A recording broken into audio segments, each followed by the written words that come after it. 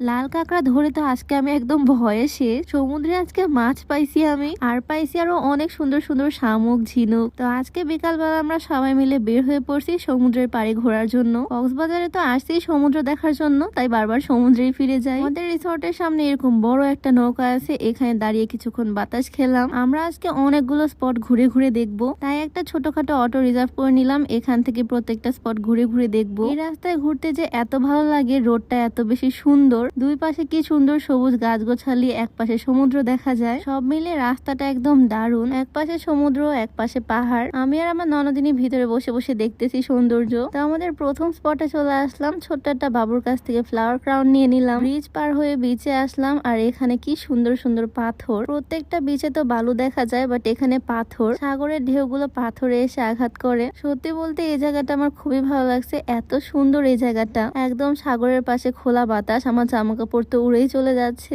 এই জায়গাতে যদিও কিছু মানুষ ছিল, বাট এরপরে যে জায়গাগুলোতে যাব সেগুলো একদম ফাঁকা, নিরিবিলি। তবে এখানকার সৌন্দর্যটা পাথরের জন্য আরো বেশি বেড়ে গেছে। আমার পছন্দের ড্রেস পরে আজকে আসছি এরকম সুন্দর জায়গাগুলো ঘুরে ঘুরে দেখতে। সত্যি বলতে এত বেশি ভাল লাগতেছে এইরকম খোলা বাতাস, এইরকম পরিবেশ। এই সুন্দর জায়গাগুলোতে ঘুরতে আসলে বোঝা যায় আসলে আল্লাহর সৃষ্টি কতটা সুন্দর। এই জায়গাতে আমরা বেশ কিছুক্ষণ টাইম স্পেন্ড করলাম। আর আজকে আমার পরা ড্রেসটা আসলে কিন্তু অনেক সুন্দর, তাই না? এইটা একটা 3 পিস, যেটা ফুল স্টিচ থাকবে। কম্বিনেশনটা মারাত্মক সুন্দর, আমার কাছে খুবই ভালো লাগছে এই ড্রেসটা। নিচেরটা সারারা টাইপের, ওড়নাটাও একদম ম্যাচিং, চারপাশে লেস করা। ড্রেসটাও খুবই সুন্দর, অফ হোয়াইট কালার, হাতাটাও গর্জিয়াস। সব মিলে কোনো অকেশনে পরার জন্য একদম পারফেক্ট। এই সুন্দর ড্রেসটা আমি নিয়েছি fashion fusion BD Facebook page থেকে। এগুলো অরিজিনাল ইন্ডিয়ান ইম্পোর্টেড ড্রেস, তোমরা চাইলে নিতে পারো। তাদের পেজটা আমার ডেসক্রিপশনে মেনশন করে দেওয়া থাকবে। এইদিকে পানিতে ড্রেস ভিজে যাবে জন্য সে ধরে ধরে নিয়ে যাচ্ছে, যাতে ড্রেসে কাদাবালি না লাগে। একটু পরে যখন জোয়ার আসবে তখন আরো বেশি পানি উঠে যাবে। তো কিছুক্ষণের মধ্যে এই জায়গাটা ঘোরা শেষ করে আবারও কাঠের ব্রিজ দিয়ে চলে আসলাম আমরা অটোর মধ্যে। এখন আমরা যাব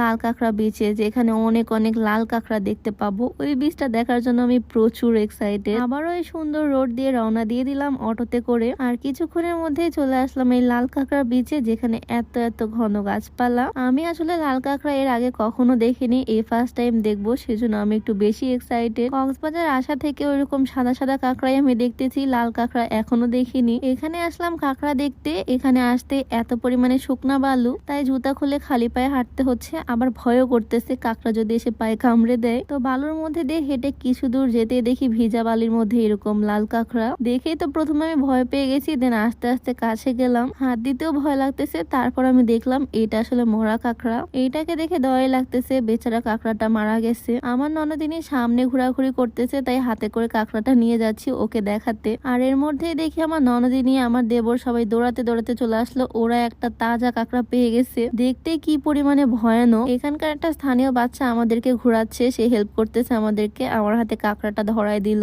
ওদের দুই পাশে দুইটা এরকম দাঁড় আছে, এগুলো দিয়ে কামড় দেয়, মানে চিমটি দেয় আর কি। ওকে ধরে রাখলে হয়তো কষ্ট পাবে, তাই ছেড়ে দিলাম। আর ছেড়ে দেওয়ার সাথেই দেখো এক দৌড় দিয়ে সাগরে চলে গেছে। যাই হোক, কাঁকড়াদেরকে ডিস্টার্ব না করি। আমি বসে বসে শামুক খুঁড়তেছিলাম, তার মধ্যে দেখি একটা মাছ এখানে পড়ে আছে। সামুদ্রিক কোন একটা মাছ হবে, বাট এই ছোট্ট মাছটা মারা গেছে। আর এই বিচে এত সুন্দর সুন্দর শামুক, ঝিনুক, একদম বালু লেগে আছে, তাই আমি হালকা করে ধুয়ে নিলাম। খুবই সুন্দর, এগুলোকে আমি বাসায় নিয়ে যাব। ওখানকার বাচ্চারাও আমাদেরকে এই ঝিনুক শামুক গুলো খুঁটে খুঁটে দিচ্ছে। আমরা সবাই মিলে অনেকগুলো কালেক্ট করছি, সবগুলো বাসায় নিয়ে যাব।